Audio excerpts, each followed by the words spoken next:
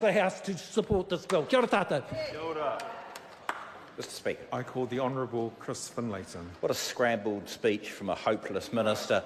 A litany of mistakes. In fact, just to take one example, Mr. Speaker, he said that Dr. Smith, who gave an excellent speech, would represent Ngāi Tahu, whereas anyone who knows anything about Tītai Tonga knows that the boundaries of Ngāi Tahu go from Paranui o Whiti to Kaharangi Point, and that Dr. Smith in Nelson represents the Titau Iwi, but never let facts get in the way of an incoherent rave from Willie Jackson. I have a great amount of respect for Mr. Tirakatne, who's an excellent chair of the Māori Affairs Select Committee, who is well regarded around this place as a decent and affable and thoughtful member of Parliament. And I have said to him that I cannot support this legislation, and the reasons for it are basically this. I think the time is coming when we could have a useful constitutional discussion in New Zealand, and that day may be sooner than we think. But I think we need to do it in a reasonably coherent way rather than a muddled way, and with respect to Mr. Tirakatne, I do think this bill is muddled.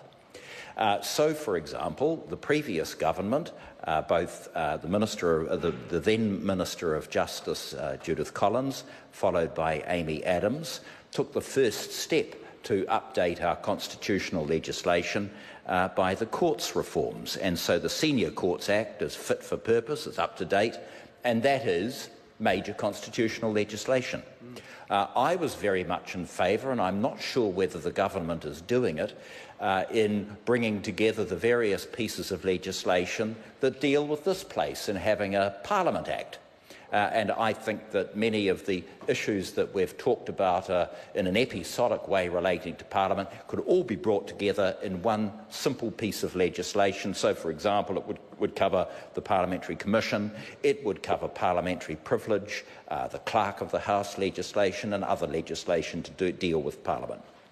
The next stage would be to take a good look at the Constitution Act 1986, which is a very important piece of legislation passed when Geoffrey Palmer was the Minister of Justice, and I think after 30 or so years it's probably ripe for a review.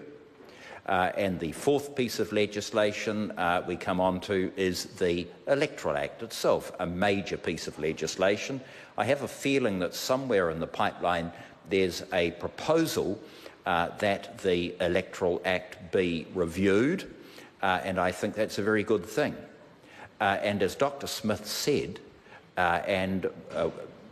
picking up the mistaken assertions of Mr. Tirakatne, there are a number of provisions in the Electoral Act that deal with entrenchment.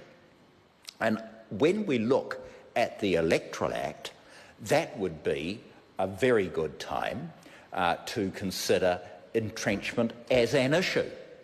And what should be covered by entrenchment and what should not. And that would be the time that we would discuss things like the 5% threshold, when we would discuss matters like the Māori seats.